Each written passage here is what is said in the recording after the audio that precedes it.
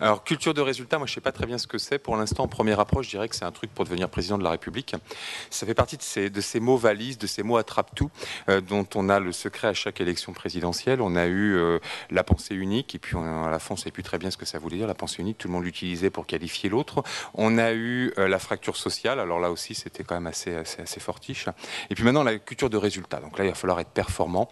C'est quand même assez intéressant, mais je ne suis pas certain qu'on comprenne toujours bien ce que c'est. Ça pose peut-être autant de problèmes finalement quand on cherche à mettre en œuvre que ça n'apporte de solutions. On va peut-être en avoir ici une première approche, alors avec un triple voyage. Le premier par Pascal Louvet qui va nous expliquer qu'il y a un problème d'arbitrage court terme, long terme sur la culture de résultat, donc une dimension temporelle qui pose problème. Ensuite, nous aurons une intervention de Stéphanie Châtelain et de Samuel Sponem qui nous entraîneront dans un autre domaine, dans un autre secteur d'activité, la fonction publique, qui nous expliqueront que la culture de résultat, ça ne marche peut-être pas aussi naturellement qu'on pourrait l'imaginer au premier abord. Et puis enfin, nous écouterons Annick Bourguignon qui, elle, nous emmènera encore plus loin puisqu'elle nous fera passer les frontières et nous expliquera que c'est peut-être un concept qu'il faut comprendre de façon multinationale avec différentes acceptations. Et enfin, nous aurons Éric Cantarel du Centre des jeunes dirigeants d'entreprise qui nous fera un commentaire de l'ensemble des présentations qui ont été faites. Donc je passe sans plus tarder la parole à Pascal Louvet. Merci. Merci. Voilà. C'est un peu gênant parce que je ne vois pas l'écran. On est sur le premier transparent, c'est ça? D'accord. Et après j'ai plus qu'à appuyer sur le bouton pour enchaîner.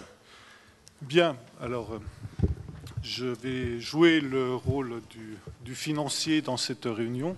Ils n'ont pas bonne presse aujourd'hui, mais rassurez-vous, le discours que je vais tenir, c'est un discours qui essaie un petit peu de casser les habitudes des financiers pour essayer de réfléchir un petit peu plus loin, notamment en matière de finances de marché, également en finances d'entreprise. Alors, je participe à une table ronde sur la culture du résultat. Moi aussi, je me suis interrogé que faisait ma recherche dans la proposition, l'exposé que je vous présente ici dans cette table ronde. Je pense que culture du résultat, il faut entendre, du point de vue d'un financier, le résultat pour l'actionnaire et résultat pour l'actionnaire à court terme. Donc peut-être c'est là-dessus que je vais remettre en cause un certain nombre de choses. Alors non pas dans les pratiques nécessairement, mais plutôt dans les réflexions théoriques que nous avons. Finalement, je reprendrai peut-être un peu en conclusion, les pratiques sont en avance en cette matière sur ce que dit la théorie. Alors, l'idée de départ, c'est donc de réunir un peu deux champs de recherche que j'ai, l'un sur la finance de marché, l'autre sur la finance d'entreprise. En matière de finance de marché, on est un peu étonné du peu d'intérêt qu'on a en finance sur la dimension horizon de placement. La finance, c'est comme une discipline qui est censée traiter du temps. Et dans le temps, il y a une dimension importante, c'est à quel horizon on prévoit de rentabiliser un placement financier si on est sur un marché. Pour tout dire, pour beaucoup d'entre vous, sans doute ces techniques sont connues, quand on essaie d'évaluer un investissement en finance, on ne fait pas de différence selon la nature des investissements, qu'il s'agisse, par exemple, d'une dépense qui va avoir des conséquences dans les quelques mois à venir, ou qu'il s'agisse d'un investissement de très long terme. Pourtant, il y a quand même, je pense, les stratèges, entre autres, sont sensibles à la différence. Il y a des investissements de nature stratégique qui portent sur le long terme, qui engagent la pérennité de l'entreprise. Et c'est sur ces investissements-là, à base d'innovation, qu'on assure la croissance des entreprises et qu'on assure, au plan plus général, la croissance économique. Donc, ce sont des investissements qui sont d'un enjeu considérable et qu'on ne peut pas traiter de manière aussi légère qu'un investissement courant d'entreprise. Donc c'est un peu l'idée de départ. Alors cette idée, elle va de pair un petit peu avec les réflexions qu'on a eues depuis déjà pas mal d'années sur le financement des retraites. Le financement des retraites, ça veut dire que les gens veulent investir sur de long terme, et les particuliers, veulent placer leur épargne sur du long terme, et il faut apporter des réponses un peu plus précises sur la gestion des fonds de retraite à cette attente-là. Alors, on part d'un double constat. En matière de bourse, en matière de gestion financière sur les marchés, il est de bon ton de dire que les actionnaires ont une attitude court-termiste. Alors, il ne faut pas s'arrêter à un constat, à une vague rumeur, mais essayer de justifier ceci. Donc c'est ce que je vais essayer de justifier dans un premier temps. Et puis on verra quelles implications ça a ce court-termisme, vers quel type d'erreur ça peut nous conduire. Et puis dans un deuxième temps, toujours, vous voyez que ce n'est pas un discours financier très orthodoxe, je vais remettre un petit peu en cause le modèle de la gouvernance actionnariale qui est fondamentalement basé sur la théorie de l'agence. Et tout ceci avec, je l'espère, des arguments convaincants. Alors, je vais donc traiter ces deux points successivement pour essayer d'en faire une synthèse ensuite. Alors, je vais me risquer, je ne sais pas sur quel bouton on appuie. J'appuie sur un bouton rouge. Voilà. D'accord. Ça a marché, d'accord. Alors, le court-termisme du marché financier. Est-ce qu'on peut dire que les investisseurs sur les marchés, donc ceux qui procurent une base d'actionnariat pour un certain nombre d'entreprises, est-ce que ces gens-là sont focalisés sur la performance à très court terme, sur les résultats à très court terme, et ignorent les résultats à long terme? Parce qu'on en croit la théorie, non, normalement, puisque le principe, c'est que sur un marché financier, on capitalise l'ensemble des conséquences futures, que le futur soit court ou long, de chaque décision prise. Donc normalement, un investisseur, un spéculateur avisé, quand il évalue une société, il tient compte de tous les impacts sur le court terme et sur le très long terme. Alors ce n'est pas par rapport à cette idée-là qu'on peut dire que le marché est court-termiste. Si on peut dire qu'il est court-termiste, c'est par rapport à sa manière de mesurer la performance. Alors ce que j'essaie d'illustrer par ces deux graphiques. En réalité, lorsque vous investissez sur le court terme ou le long terme, vous allez avoir des performances qui vont ne pas être tout à fait de la même nature. Pour le financier, la performance, c'est deux dimensions. C'est une espérance de rentabilité et c'est une maîtrise des risques. Évidemment, quand vous investissez à long terme, vous avez plus de chances de performance puisque vous cumulez les performances annuelles, mais vous avez aussi votre risque qui augmente. C'est plus difficile de prévoir la performance d'un investissement à 10 ans qu'à 1 an. Ce que je montre dans le premier graphique, c'est quelque chose de bien connu pour un certain nombre de financiers, c'est que l'évolution de la rentabilité qu'on peut espérer d'un placement quand l'horizon s'allonge, l'horizon, vous le voyez en abscisse, eh bien, c'est quelque chose qui augmente de manière linéaire lorsqu'on a des prévisions un petit peu standardisées. Ce n'est pas là la question. Mais le risque, lui, ne croît pas proportionnellement à l'horizon de placement. Le risque, il a tendance à se compenser par un phénomène qu'on appelait à un moment de diversification temporelle, qui se comprend tout simplement par l'idée que les bonnes années compensent les mauvaises. Et que si on a une certaine patience, eh bien, il ne faut pas s'alarmer, par exemple, du yo-yo de bourse qu'on a aujourd'hui dans un phénomène de panique. On peut s'inquiéter de la crise économique qui est prévue, qui va suivre, mais pas du yo-yo à très court terme. Alors, si vous êtes un investisseur sensible au risque, mais également à la rentabilité, ce que vous faites, c'est que vous pondérez la rentabilité que vous avez d'un placement par le risque. On a des mesures en finance, comme par exemple la mesure de Sharpe, qui nous permettent de mettre ceci en perspective. Et on appelle ça une performance, directement la rentabilité ajustée pour le risque. Alors je reprends dans le deuxième graphique qui est sur la droite, l'évolution de la performance est tout simplement la mise en rapport de ces deux courbes de rentabilité et de risque. Et vous voyez que la performance d'un placement, c'est quelque chose qui va s'améliorer si vous êtes prêt à rester longtemps sur votre placement, si votre horizon de placement s'allonge. Alors, logiquement, si on entend ce discours, on va se dire, mais le marché ne devrait pas être court-termiste, au contraire, il devrait être sur le long terme, parce qu'il a plus de performance sur le long terme. Et en plus de ça, quand on regarde l'évolution de la longueur des placements des investisseurs aujourd'hui, ils se placent de plus en plus longs, ne serait-ce que pour des problèmes de financement de retraite. Donc où est le problème du court-termisme? Le court-termisme, c'est un peu lié à nos habitudes. C'est que le marché, lui, mesure les performances avec un rythme annuel. Toute l'industrie des fonds communs de placement, des SICAV et autres, quand on mesure les performances des gérants de portefeuille, eh bien, on le fait sur des bases annuelles. Or, ce qu'on peut montrer, c'est que la mesure de la performance annuelle va donner une vision fausse de la réelle performance d'un fonds, et en particulier une idée fausse pour un fonds à long terme. Un fonds à long terme va se révéler sous-performant sur la base d'une mesure annuelle, alors qu'en fait, il est beaucoup plus performant qu'un autre fonds. Et la conclusion de tout ceci, alors ceci est basé quand même sur des modèles formels, des modèles mathématiques. Les mathématiques ne sont pas que quelque chose à proscrire des marchés, ça a aussi son utilité. Donc, en conclusion de ce phénomène, eh bien, il faut essayer de faire évoluer notre science financière et surtout les outils que l'on propose aux gérants de portefeuille pour... J'ai fait glisser le transparent, c'est bon. Donc, pour adapter la mesure de performance, pas de là, excusez-moi, j'ai vu qu'il restait une coquille sur le transparent, pour adapter la mesure de performance, puisque finalement, on a des adaptations assez simples.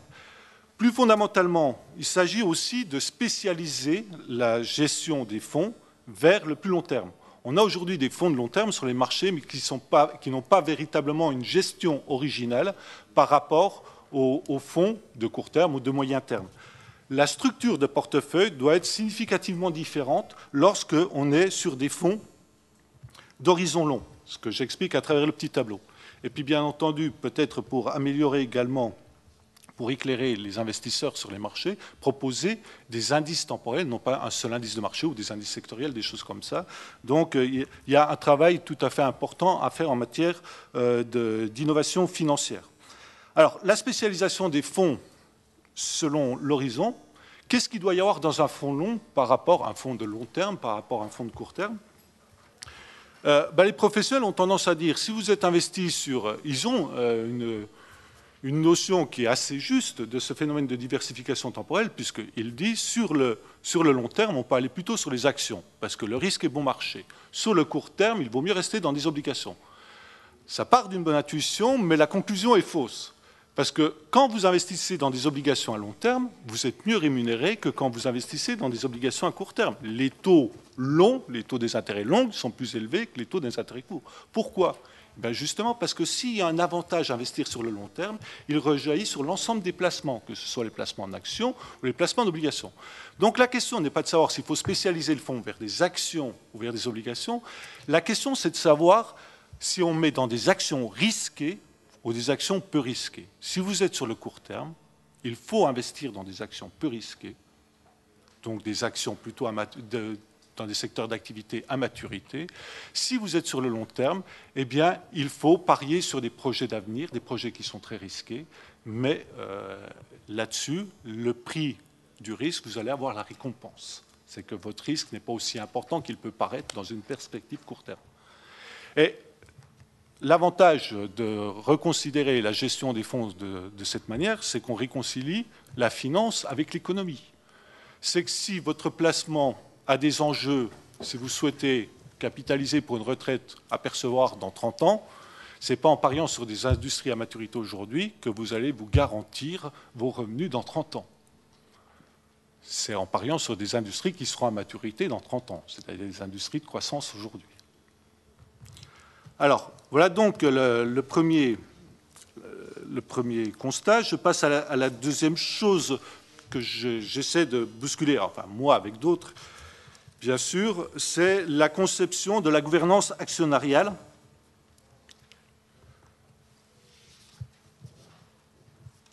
Donc on a aujourd'hui un modèle de gouvernance qui est fondamentalement basé sur la primauté de l'actionnaire, donc un modèle de gouvernance actionnariale qui découle de tous les enseignements, enfin qui s'alimente à la théorie de l'agence depuis bien longtemps.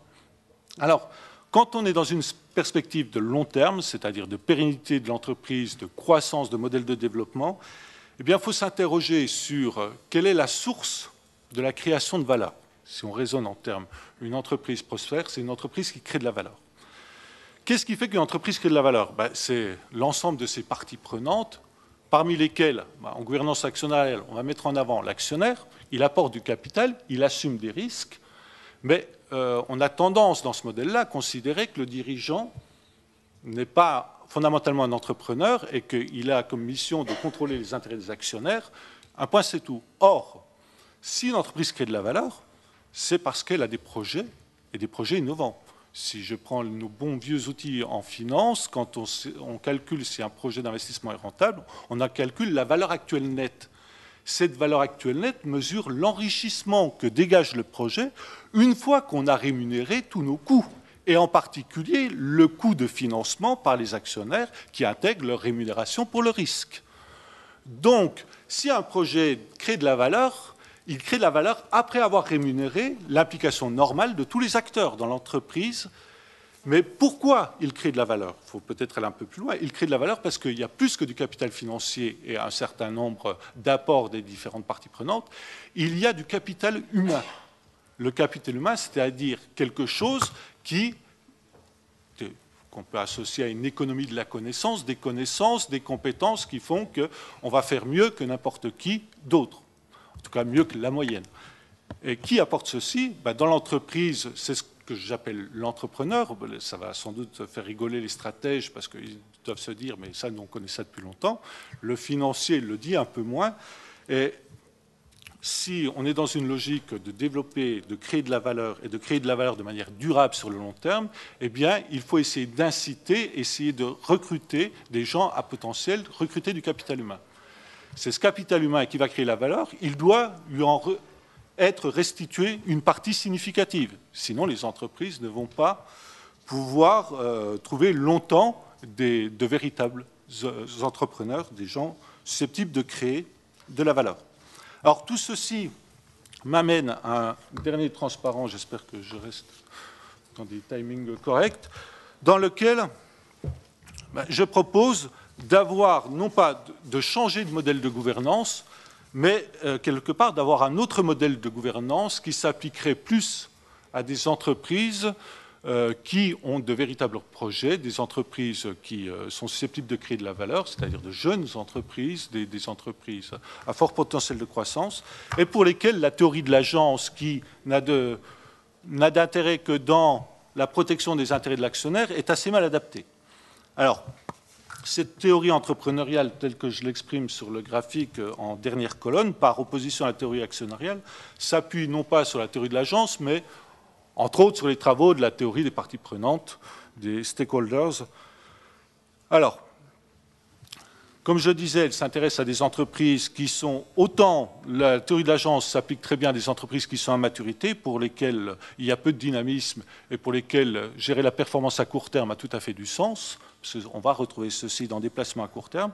Pour les entreprises en forte croissance, qui ont besoin de dynamisme, l'horizon, c'est le long terme.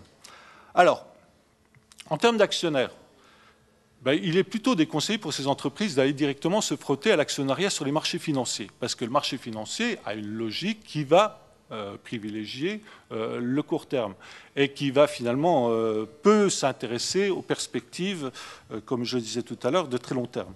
Alors, il vaut mieux avoir un actionnariat constitué de fonds d'investissement, c'est-à-dire de gens qui sont un peu plus impliqués dans le devenir sur le long terme de l'entreprise. Alors, je termine rapidement sur la dimension financière. Bon, ça, c'est des choses plus connues. On justifie que pour les entreprises à maturité, il faut les financer sous forme de dette. Ça crée une contrainte supplémentaire sur les dirigeants. Par contre, évidemment, pour les entreprises en croissance, il vaut mieux leur laisser un peu plus de liberté d'action en finançant surtout par fonds propres. En termes de distribution de dividendes, il faut aller au maximum pour les entreprises à maturité et au contraire ne pas du tout verser de dividendes pour les entreprises en croissance. Et puis évidemment, tout ceci ne fonctionnera bien que si la communication, tout ceci se passe dans une transparence la plus parfaite possible, c'est-à-dire que quand on réfléchit sur les mécanismes de gouvernance, je pense que le mécanisme clé, c'est tout ce qui favorise une transparence sur le comportement des uns et des autres.